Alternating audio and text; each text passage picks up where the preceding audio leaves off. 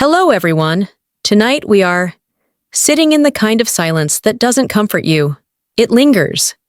Heavy. Still. Not the kind of quiet that brings peace, but the kind that makes you wonder if something is about to happen, or if it already has, and you're just the last one to know. That's where I am right now. And maybe that's where you are too. I'm sitting on the floor, lights off, phone face down. The room feels colder than usual, but maybe that's just me. Or maybe it's the truth I just found out, about the person I trusted more than anyone, my best friend. But I'll get to that. You deserve the full story. Before we start, can I ask something small? If you've ever been betrayed by someone who swore they'd never hurt you, or felt the ground disappear beneath your feet because of a single conversation, then maybe, just maybe, give this video a like. And subscribe too. But only if you feel like you want to hear more stories told this way. And hey, if you're watching this late at night, like I am right now, tell me where you're watching from, and what time it is. Sometimes it helps, just to know you're not the only one awake. Now, turn off the lights. Maybe turn on the fan. Let that soft hum be our background music. And let me take you back to where this story truly began. We were 17. The kind of 17 that still believed in forever, in soulmates, in friendship bracelets that could outlast heartbreak, distance, even time. That's when I met her, Trong. She wasn't the loudest girl in the class, but she had this energy, like she saw everything, and understood more than she let on. The first time she spoke to me, I had just failed a chemistry test. I was stuffing the paper into my backpack, trying not to cry, when she sat down next to me and whispered, "Next time, we fail together." I remember looking at her, confused, and she just smiled. That kind of smile that makes you feel like maybe you're not alone. From that day on, we were inseparable. We biked to school together, shared umbrellas during rainy season, told each other everything, from our first crushes to the things we never dared say out loud to anyone else. My family adored her. Hers adored me. We were like two halves of a heartbeat. People used to say, if you see one, the other's close behind. And it was true. We made promises under midnight skies, wrote notes during class, dreamed about living in the same apartment, working the same job, maybe even marrying best friends so we could raise our kids next door. Ridiculous dreams? Maybe. But at 17, they felt possible. And beautiful. There were no warning signs, no shadow over the sun. Not yet. Back then, I would have trusted Trong with my life. And I did. But now I wonder if she was already hiding the knife behind her back while helping me fix my crown. Looking back, I realized the signs were there. Not big ones. Nothing loud. But whispers. Quiet things that I didn't want to hear. Like the way she'd always joke when I did well. "You're so lucky," she'd say, with that soft laugh that didn't quite reach her eyes, or the way her voice changed when someone complimented me in front of her. She'd nod, smile, but her lips would tighten, just for a second. I remember once, I got into a summer internship we both applied for. I was over the moon. It was my first big step into the career I wanted. When I told her, she hugged me, congratulated me, took me out for milk tea. But later that night, I overheard her on the phone with someone. "No, it's not fair. She's not even that good. She just gets lucky every time." I stood outside the door, heart pounding, hands shaking. But I told myself, it didn't mean anything. She didn't mean it. We were best friends. Best friends say things they don't mean, right? Another time, I introduced her to a guy I liked. He was kind, quiet, the type who listened more than he spoke. After the third time we all hung out, he stopped texting me back. I thought maybe I'd read the signals wrong, until I saw a story on Trang's private Instagram. It was them, laughing together, in a place she and I always used to go. Caption, "Some connections just click." My stomach dropped. But I didn't ask. I didn't fight. I just disappeared for a few days, And when she finally messaged, she acted like nothing happened. I swallowed the doubt, swallowed the jealousy, swallowed the truth. Because when someone feels like home, you'll do anything to protect the illusion, even when the walls are cracking, even when the roof is already caving in. The job offer came on a Tuesday. I remember the way the sunlight hit my phone screen, the way my heart leapt before my brain could even read the words fully. "We are excited to welcome you to our creative team." I sat there in my tiny kitchen, barefoot, shaking. This was it. The job. The one I'd dreamed of through sleepless nights and unpaid internships. It wasn't just work. It was my breakthrough. And of course, the first person I called was Trang. She picked up on the second ring.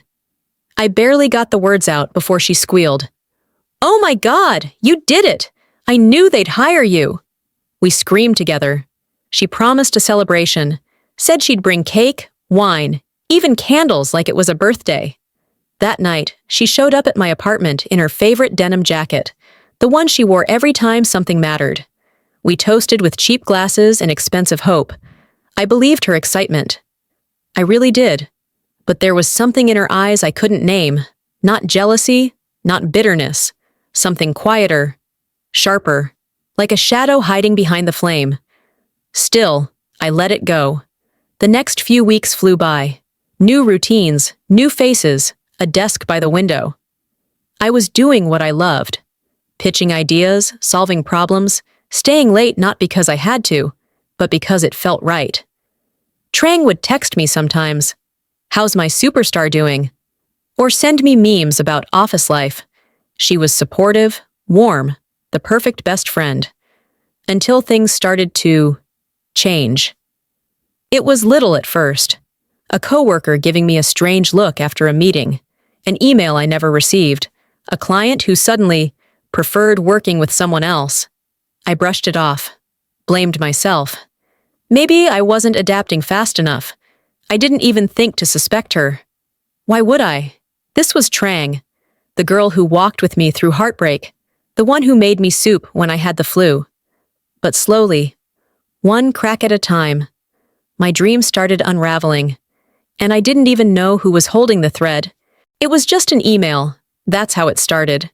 A colleague casually mentioned, "Hey, I sent you the client brief last night. Didn't you get it?" I checked. Nothing. Not in my inbox. Not in spam. Gone. Then it happened again. And again. Dead ends. Missing files. Clients pulling away for reasons no one could quite explain. The strangest part, every time something slipped through the cracks, I was the only one who didn't see it coming. I stayed late. I double-checked everything. I even started forwarding emails to myself, just in case. But it didn't matter. One morning, I walked in to find my desk empty. The plants gone. The memo board wiped clean.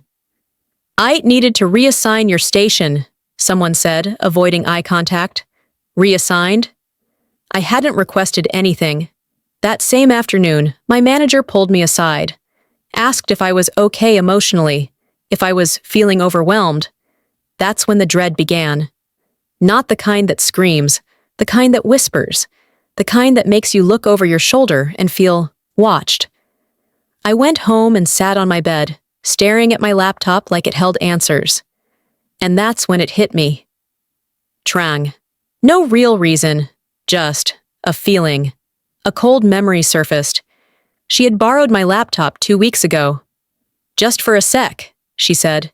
"Your screen's bigger. I want to edit something." I didn't think twice. We were best friends. We shared everything. But now? Now I wondered. I opened my browser history, scanned recent logins, scoured cloud syncs and shared drives. Nothing obvious.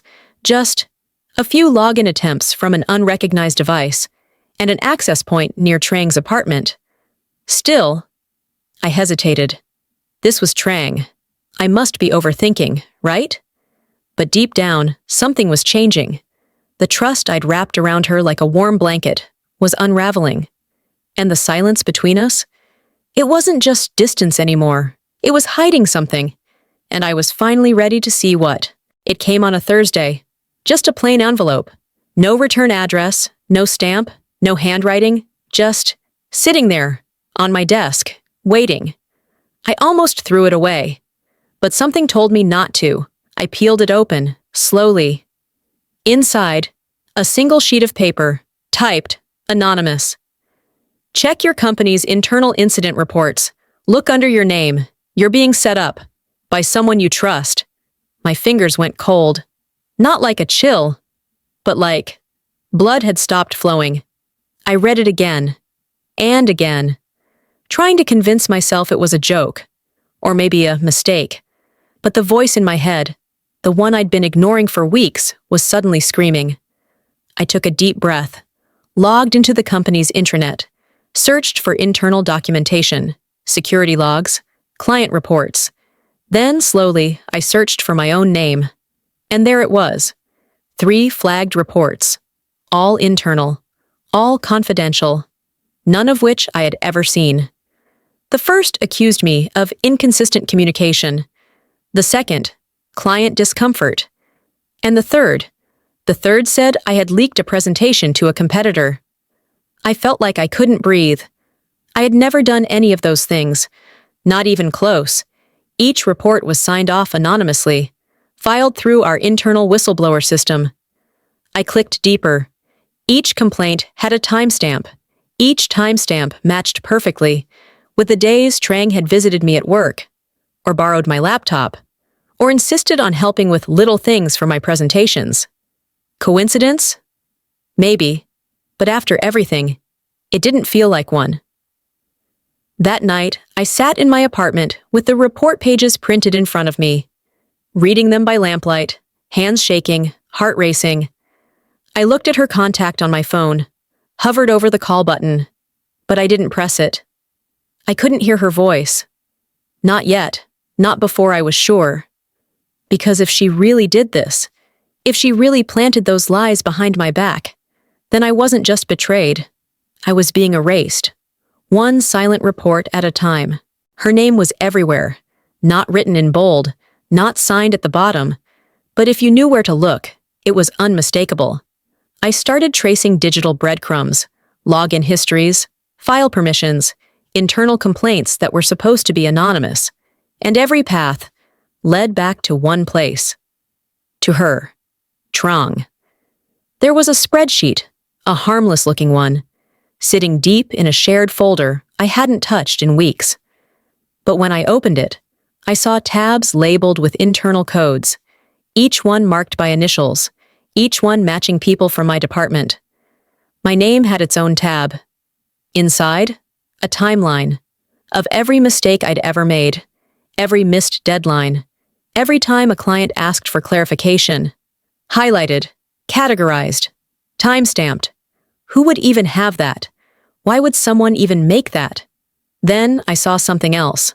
A pattern in the document metadata. The file was created from an account registered to a device using the same IP address as Trang's apartment. My heart dropped. Suddenly, memories collided. The jokes about me being too emotional for client work. The subtle digs. The fake concern. Are you sure this job isn't too much pressure for you? And worst of all, the way she always offered to help, to look over my files, to fix a few errors before you send it. She wasn't helping. She was collecting, turning my kindness into a weapon, my trust into a blueprint for sabotage. I sat in front of my computer, numb, staring at a digital trail written by the person I once trusted most.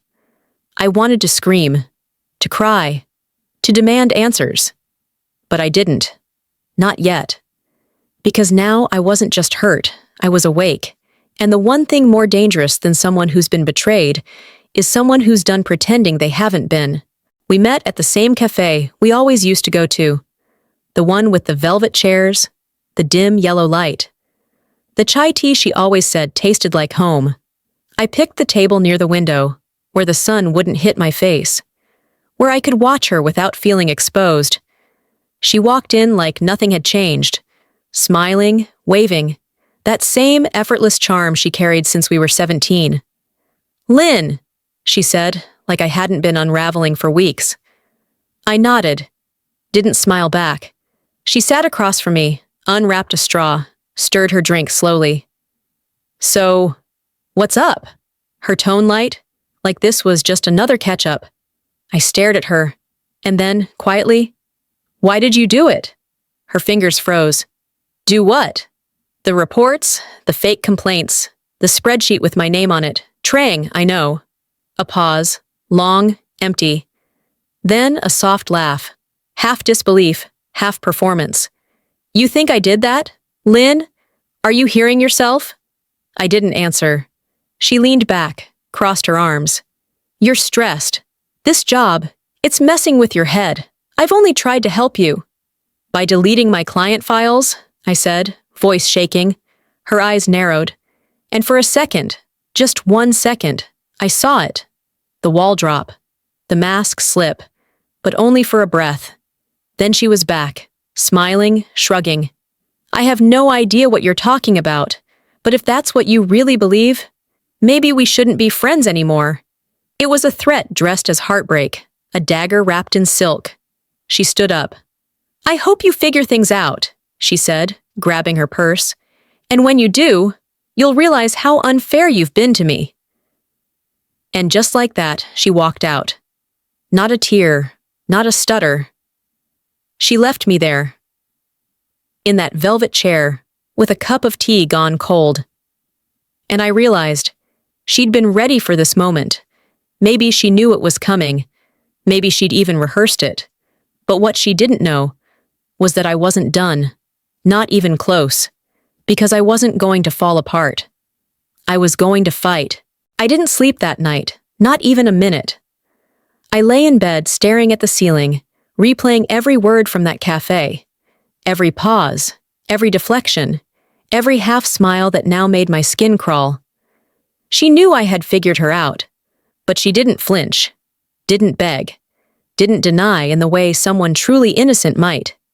She knew, and she walked away like nothing mattered. And that's when I knew, if I wanted the truth, all of it, I needed more than suspicion. I needed proof. I called Mylan the next morning. She was an old classmate, now a cybersecurity analyst, quiet, sharp, the type of person who noticed everything but rarely spoke first. She picked up after the second ring. I need help, I said. And I told her everything. To her credit, she didn't ask me to calm down, didn't question my logic. She just listened. And when I finished, she said, we'll build a trap. It felt dramatic, like a movie. But this wasn't fiction. This was my life. And someone was quietly tearing it apart, piece by piece. Lon explained the plan. We'd plant a false file, something that looked confidential. Not real, of course, but detailed enough to look tempting. We'd upload it to a private cloud drive, accessible only by a unique link.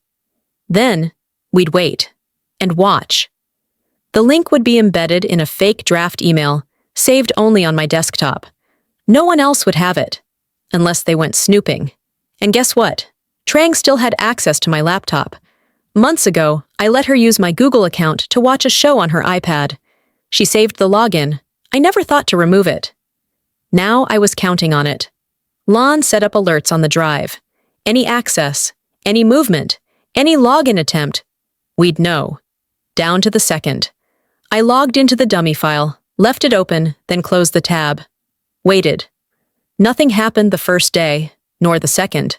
But on the third, at 2:37 a.m., someone accessed the file. From an IP address registered to her apartment building. Lon called me immediately. She took the bait. We had her digital fingerprint, screenshots, logs, metadata. It wasn't just suspicion anymore. Trang was inside my files. She was spying, watching, waiting. But what she didn't realize was that this time, I was watching her too. The file was labeled pitchfinalconfidential.pdf. It wasn't real, but it was crafted, carefully. It looked like a goldmine. Mock client data, high-profile names, brand projections, strategy insights. All fake, of course. But convincing. Trang opened it, clicked through every page, downloaded it, twice. Land tracked everything, timestamped, geotagged, even recorded the screen session through a background audit tool she'd installed remotely on my account. Everything we needed, She gave us. Willingly, greedily. She didn't just fall into the trap, she dove. And with that, the final piece locked into place. I sat at Lan's kitchen counter, a trembling mug in my hand, as she pulled up the evidence, frame by frame, line by line. She even renamed the file, Lan said, pointing to the log, called it Private Pitch LC. She labeled it with your initials. Like I was her project, her stepping stone. Something cold twisted in my stomach. It wasn't even rage anymore. It was grief, deep and raw. Because the person I once cried with under blankets, the one who knew my worst secrets, had reduced me to a career obstacle. I took a deep breath. Is it enough? Lan nodded. More than enough. You have IP logs, unauthorized access, misuse of confidential files. It's textbook sabotage. I stared at the screen. Trang's name, Trang's device ID, Trang's betrayal, digitally embalmed. I thought I'd feel triumphant. I didn't. I felt tired. So very tired. But now, I had a choice. Let it go. Or let the truth rise. There was no question. That night, I sent an email to HR, attached the documents, the logs, the screenshots, and then, for the first time in weeks, I slept. Not deeply, but without dread. I didn't dream, didn't toss or turn. Because finally, the part of me that had been screaming for justice was quiet. She hadn't won. Not yet. Not ever. And what came next? Wouldn't just be an email. It would be a reckoning. The reply came faster than I expected.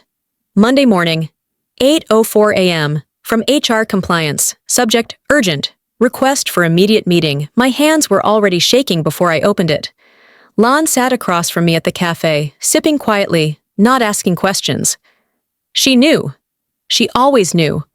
I read the message once, twice, then a third time, just to believe it. They wanted a formal meeting, today, in person. Bring all relevant documentation, it said. I did. Every screenshot, every timestamp, every line of digital code that spelled out what Trong had done. I walked into the office with a folder full of proof and a stomach full of knots. They had already suspended Trong that morning. I found out from a whisper in the hallway. She accessed restricted files under someone else's name, someone muttered. She's in deep. The meeting wasn't emotional. It was clinical. 2 HR managers, 1 compliance officer, a third-party IT specialist who nodded slowly as I walked them through the evidence. They didn't interrupt, didn't question. They just listened. And when I was done, they thanked me, said I was brave, said they were sorry. That word caught me off guard. Sorry. It made me want to cry. Not because it fixed anything, but because someone finally saw it, saw me. The next day, Trang's badge was deactivated. Her name scrubbed from the internal network. Her desk emptied before noon. But if you think it ended there, it didn't. She didn't go quietly, didn't shrink into regret. She fought back, not with facts, but with rumors. Social media posts, subtweets, private messages to coworkers saying I was unstable, obsessed, and trying to ruin her life over a misunderstanding. And some people believed her. A few started avoiding me in the kitchen. Meetings grew tense. Smiles felt forced. It wasn't the fire I expected. It was something colder. Isolation. I'd exposed the truth, but truth doesn't always make you a hero. Sometimes it just makes you alone. I remember sitting in my car after work one evening, windows rolled up, engine off. I stared at the steering wheel, fingertips numb.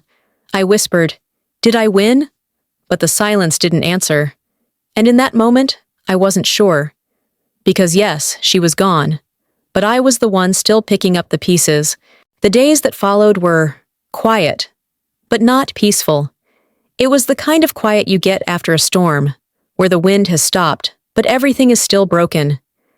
I came into work, did my job, answered emails, but I could feel the air shift when I entered a room. Some people looked at me with pity. Others looked away. And a few looked at me like I was the problem. Like I had created drama instead of survived it. Trang's online posts got sharper. She didn't name me directly, but she didn't have to. She betrayed me after everything I did for her. I was stabbed in the back by someone I treated like family. She used me to get ahead, and now I'm paying the price. Each word like a drop of poison, dripping into the ears of people who didn't know the truth, didn't want to know. Even some of our mutual friends started texting me, hesitant, confused. Is any of this true? She seems so upset. I just want to stay out of it. That one stung the most, because silence is a choice. And their silence wasn't neutral. It was betrayal in whispers and non-replies. I kept my head down, tried to focus on work, but the heaviness didn't lift. HR had done their part. Legally, it was over. But emotionally, I was unraveling. There were nights I couldn't eat, couldn't sleep. I'd lie awake, wondering how someone could hate me so quietly for so long and still call me best friend in front of everyone. There were moments I questioned myself, wondered if maybe I had missed something, if maybe it really was my fault. And that's the worst part of being betrayed. Not just the pain of what they did, but the way you start doubting who you are. Lon noticed. She stopped by one evening with soup and silence. Didn't ask me how I was. Didn't try to fix it. She just sat beside me, and for the first time in weeks, I felt like I could breathe. That night, as the city lights flickered through my window, I told myself something I needed to hear. She broke me, but she didn't finish me, and if I was going to rebuild, I had to start with that truth. It happened on a Wednesday, a day like any other, or at least that's how it began. I was at my desk, headphones on, trying to drown out the weight of invisible eyes, when a message popped up in my inbox. Subject, regarding Trang. Important info. From Mr. Ingheem, my former team leader from a project 2 years ago. I blinked. We hadn't spoken in months, not since the big client handoff, where Trang had whispered to me, "He never really liked you, you know?" But now, his name glowed on my screen. I opened the email. "Hi, Lynn. I hope this message finds you well. I've been following the recent events quietly, and I think it's time I spoke up. Back when we worked on the caster pitch together, Trang approached me privately with some disturbing claims about you. She said you were planning to leave the team mid-project and leak the brief to a competitor. I now realize none of it was true. She fabricated the whole thing. I'm sorry for believing her then. I should have come to you, but I want to make things right now. Let me know how I can help." I read it, then reread it. And suddenly, the fog lifted. It wasn't just me. It wasn't just paranoia. Trang had done this before, to others. She was strategic, calculating, relentless. And finally, someone else saw it too. I forwarded the email to HR, attached it to the file. It was the first external testimony backing everything I had said. Within 24 hours, they reopened the case. Not just as a violation of company ethics, but as a pattern of manipulation. I thought I'd cry, but I didn't. Instead, I sat quietly in the break room, stirring my tea, watching the ripples swirl. And for the first time in months, I didn't feel like the villain in my own story. I felt seen, heard, believed, and that was more powerful than any punishment she could receive. Trang's reputation was collapsing, not by my hands, but under the weight of her own actions. And me, I wasn't chasing revenge anymore. I was chasing peace. The official announcement came quietly. A short memo, just 6 lines. After an internal review, the company has decided to terminate the employment of Ms. Trang N due to multiple violations of company conduct and ethics policies. We wish her the best moving forward. No dramatic exits, no fireworks, just silence. Like the way ash settles after a fire. I read the memo 3 times, then closed it. No screenshot, no message to anyone. It was done. But funny thing is, I didn't feel victorious. I didn't want to dance or scream or celebrate. I just felt still. As if the noise in my head had finally stopped, but my ears were still ringing from how loud it had once been. Trang didn't message me, didn't apologize, didn't say goodbye. Instead, I saw her unfollow me on every platform, blocked even.